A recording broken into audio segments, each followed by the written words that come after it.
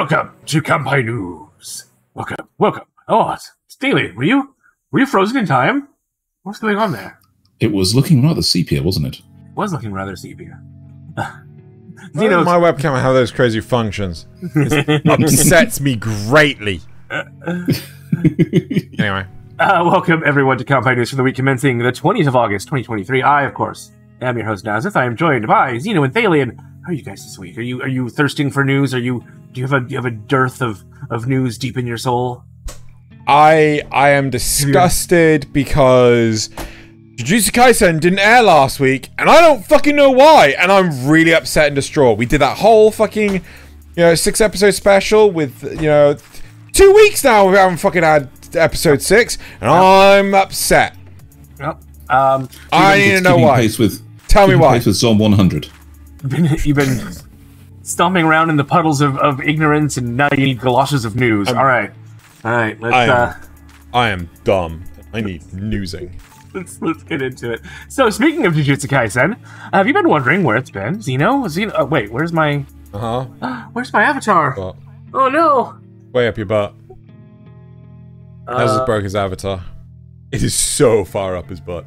It's so deep up there. Oh, I forgot to change this window. I see what I did. There, I'm back! I'm tiny, but I'm back! Right, so... so we've also been wondering where it is, because it's been, man, I've wanted it in my life. But thanks to a post on a site formerly known as Twitter, we have an answer. Jujutsu Kaisen Season 2 is split into 2 parts. The first 5 episodes being the flashback arc, followed by a 3-week break to prepare for the upcoming Shibuya incident arc. Now, 1 week of that break is because of the same sporting events that are now plaguing Psalm 100, but 100. Yeah. They apparently also just plan to take a break in general. The arc will now debut on August 31st and will span 18 episodes. So be prepared for a nice long ride. Hopefully a nice long ride. Of course. Covering the manga's 58 chapters, ending in spoilers redacted. Fuck you, news site. Right. Here's a question for you. Right. What's 18 plus 5? 23. Plus 6, 26. Okay. So, this should end at the end of the fall season, then. So, yes. Yeah, so it may hit January. It may not. But, yeah. Okay, that's actually pretty nice. I actually quite like that. Assuming there aren't any more breaks. Kind of fucking wish that the news site didn't spoil Nasuth, and B, they actually fucking told us this before the fucking... Yeah, that would be really nice. They told us. And didn't spoil Nasuth. Nasuth. So, next, this story shows how much of an impact anime has started to have on the West. In a new commercial titled As Featured In, McDonald's has compiled a massive list of clips from shows and movies that feature a reference to the restaurant chain. This includes a short clip from McDonald's top part-time worker Sado Mao from The Devil is a Part-Timer, but blink and you'll miss it. It's in the first few seconds. You want to see? I actually saw this today when I went to the cinema, so I was like, wait, okay, what? Well, there you go. And now... There it is. There you go. Yeah. Now, there are a lot of other...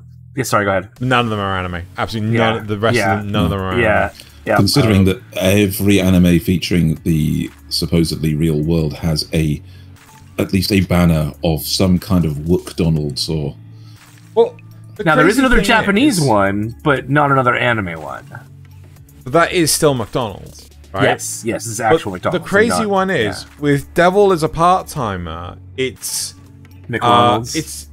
You could see his hat and things. It's not the same logo, right? It's just like... Did they know what they were doing? That's why it's not featured, so many of them, because they're all parodies, not the real thing.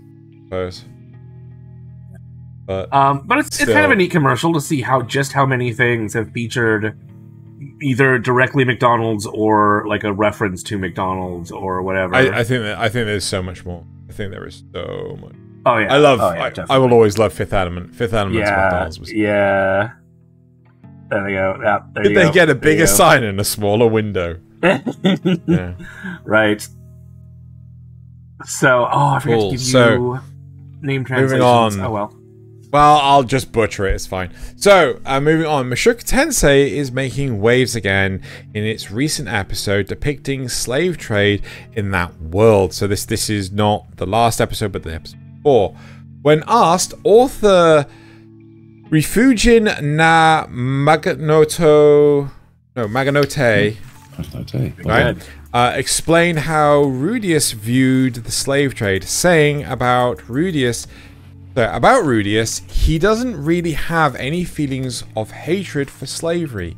He feels like it's not necessarily the case that all slaves are universally unhappier as slaves than they were before becoming slaves. Little convoluted. So while kidnapping is evil, he can't say with certainty that slavery itself is evil and doesn't want to impose his own sense of justice upon a culture he is unfamiliar with.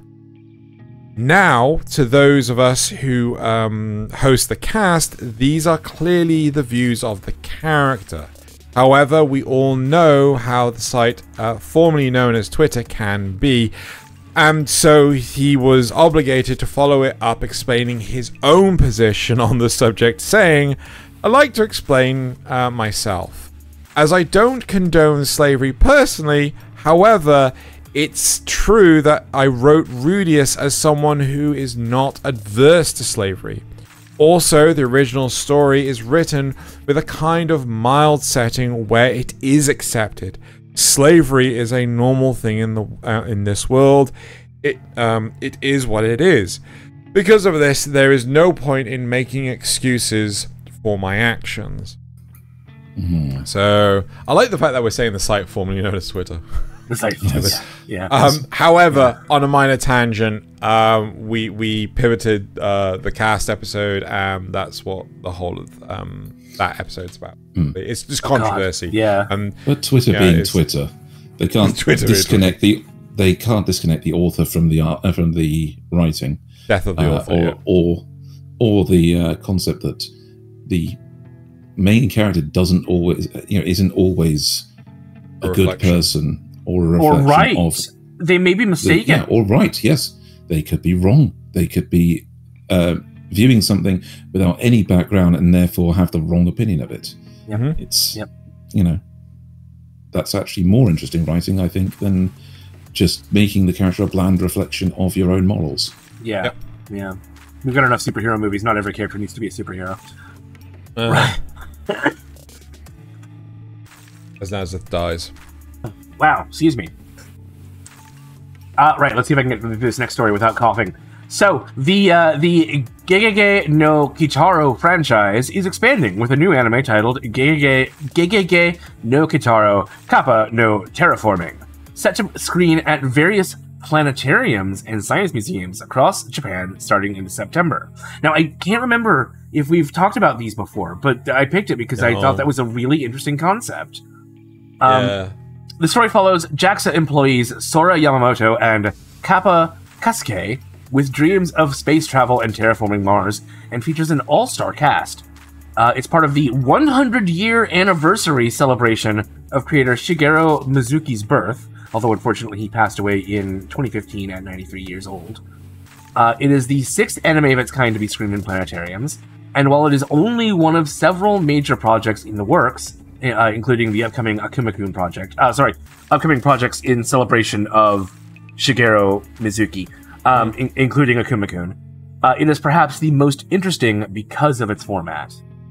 And I'd be interested to see what it looks like on the actual planetarium. Yeah, definitely. God, the idea of something that's got a screen as big as a planetarium, that'd be really interesting to watch. Yeah, screw IMAX, man. You're getting actually surrounded. Yes, surround vision. So, next up, Kenshi Yonezu, for his works as a Vocaloid music creator and a singer, recently shared his insights into the creation of GeGeGe, the theme song for Studio Ghibli's latest film, The Boy and the Heron, on his YouTube channel. In the hour-long audio recording, he discusses the song's development and his interactions with legendary director Hayao Miyazaki. While the Anime News Network article covers several stories from the video, all of which are worth reading, for brevity we'll only highlight one. Here's how he remembers meeting with Miyazaki after receiving the movie's storyboards and beginning work on the song. He says, "I was only able to talk with 4 people at Ghibli in total when writing the song. But the very first time I reached out, Miyazaki took the opportunity to explain the film to me. However, there were no detailed explanations about the film itself, such as what the film was about, what happened in his film he was making with all his might. According to him, this film opens the door to who he is. He said that there are various backward or dirty parts of him that he has been hiding throughout his life, and that he's been making films with the door fully closed. He talked about the philosophy behind making this film, which was to express all the aspects of himself that he had not been expressing until now, which he had not talked about before." Which I found kind of interesting. I need to see this movie. We genuinely need to go watch The Boy and the Heron at some point so that we can understand these things. How do you write music for a film that you don't know what's happening in it? That's really tricky. Oh, the video's just the one still. I don't think it's too bad as long as you have the idea behind it. Typically, whenever I talk to composers, if I ever ask them to compose some music for me, I would say, like, this is the emotion I'm trying to convey. These are the sort of instruments I'd like to be included.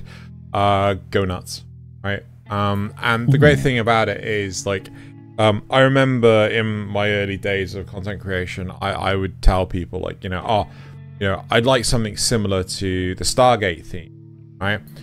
And then they'd go off, they'd come up with their own stuff. It's like, and my reply was, "Oh no, more like the Stargate theme." And they would turn around and say, "Do you just want the Stargate theme?" It was like, "Oh yeah, I do." And it kind of reset like a tone in my head, like, you shouldn't do that when you're talking to like creators. Yes. Yeah.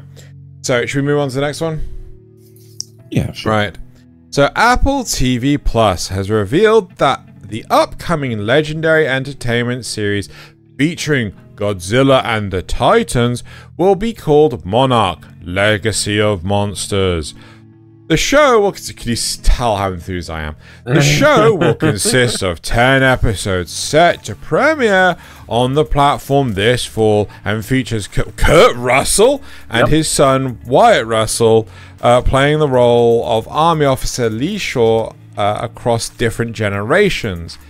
Set after the 2014 Godzilla film, the series will delve into the mythic legacy of a world where monsters exist, following a family's quest to uncover hidden secrets and their connection to the clandestine organization Monarch. Well, so there's Kurt Russell, and I think that's his son. Probably. And then this is just whatever. I don't know. I don't know. It could be good. It could be good. For reference, Xeno's actually just trying to impersonate that version of Godzilla. It cannot be good, Nasuth. Right? Right? Okay. Think of it this way. Look at that picture, right? How close is Godzilla to that situation? I have no idea. Considering the size of Godzilla, he should be fucking miles away, right? Yeah. But in that photo, it doesn't look it. It looks like he's maybe 20 foot away. But we're missing too much visual information. We can't see the ground. We don't have a horizon. There's nothing here. Yeah. Right, but he's there's being no way obscured near by clouds, Xeno. I don't think that's clouds, dude. I don't think that's clouds. Or weather. Yeah. Smoke or something. It's so. But this could be a bus hanging off the edge of a bridge. It's probably that bus in the other picture. Yeah, and he's way far away, looking at them as he goes this way, as he goes forward. I'm gonna say, do not have height. That's fine. That's fine. Well, it's always good to have. Right, always good to be skeptical. Yes, Because, of course, that means you can be pleasantly surprised if you're wrong. True. No, True. I'm not wrong, though. He's probably not wrong. He's never wrong. Let's face it. Well, then, Zero's if never you're not wrong, then you'll have the satisfaction of saying, I told you so. No, because I'll have wasted my time watching it. No. You just wait for us to watch it and then tell you how right you were. Okay, I'd rather just be ignorant. Right. I probably should have given this one to Zeno. Unfortunately, I gave him the one that he hated, and I took this one for myself. On September 23rd, as part of the 25th anniversary of Cowboy Bebop, the film and series director Shinichiro Watanabe will attend a special anniversary screening of Cowboy Bebop the movie at Tokyo's Shinjuku Piccadilly Theater. This event will feature the first appearance together in a decade of the original cast members, including Koichi Yamadera, Spike, Megumi Hayashibara, who played Faye, and Aoi Tada, who played Ed, while Dai Sato, the series scriptwriter, will moderate the event. Fans can submit questions in advance through the Sunrise World website, and tickets will be initially only available by lottery, after which they will go on sale, general sale, for 3,500 Japanese yen, or about 24 US dollars, or 19 British pounds, which is surprisingly cheap. In addition to the screening, a free watch party project for the TV series is underway, allowing fans to vote for their favorite episodes across different categories like action, comedy, and drama. The top 2 episodes will then be streamed on Sunrise's official YouTube channel in the future. I don't know where the watch party is happening. It doesn't actually... Maybe it's on their website itself. We'll never know. There's no way to know. They say that, but is it just the free watch party is the streaming on YouTube? Maybe. That kind of seems like it. So they are going to stream 2 of the audience's favorite episodes for everybody to see live. Oh, yes, that could be the watch party project. Well. Okay, yes, I see. Yes. Yeah. Yes. Yeah, that's pretty cool, though. All right. Yeah, kind of cool. So, on our next one, Ghibli Park, Universal Studios Japan, and Nintendo Osaka have announced their temporary closure on Tuesday due to the impending Typhoon Lan. Typhoon Lan is the 7th tropical storm of the season and is anticipated to make landfall in Japan on Tuesday, moving from the western coast of the Kansai region across the country to the Pacific coast of the Tokai region, while also trending generally north. This severe weather event is having a broader impact on transportation services, including railways and airlines, and could cause further interruptions to anime production and more. I mean, at the very least, we see plenty of landslides along the coastal roads because of how steep much of the coastline is around there. And infrastructure. Hurricane season is really just heating up, so keep an eye out for more of this sort of thing. All right. And moving on, as we approach the release of Shaman King Flowers, the sequel series to Shaman King, the official website began streaming the first teaser trailer, as well as much of the additional cast and characters, which we will go through now. You got Ami Koshimizu as Luca. Luca Asakura. Luca Asakura. Okay, that's not a bad design. Yo's family name. Kentaro Ito as Daikyo Oboro, which is this new spirit. Probably a bad guy. Kenta Miyake as Ryuji Ichihara. I like his hair. Yeah. What are those body proportions? Well, I mostly obscured by clothing, is what they would say. I mean, that has to be like super loose. Chihiro, I'm not quite sure how that's. Not sure how that's attached to him at all. But yeah, keep going. Chihiro Ueda as Namaha, like a Yamaha. Yeah. Interesting. Nana Mizuki as Tamayo Tamamura. It's like a very Shrine Maiden sort of thing. Takumi Miyazono as Ponchi. Yep, who's from the original series. Okay. Oh, they just do. They are spirits, and they're not very house-trained spirits. Right. Like his companion here. Noriaki Kanze as Konchi. Girl Konchi. Yep. Masahiko Tanaka as Reinosuke Umamiya. Oh, look at him. He had a glow up. Wataru Takagi as Tokagero. Yeah, that's his spirit. And again, a bit of a glow up. He's no longer green.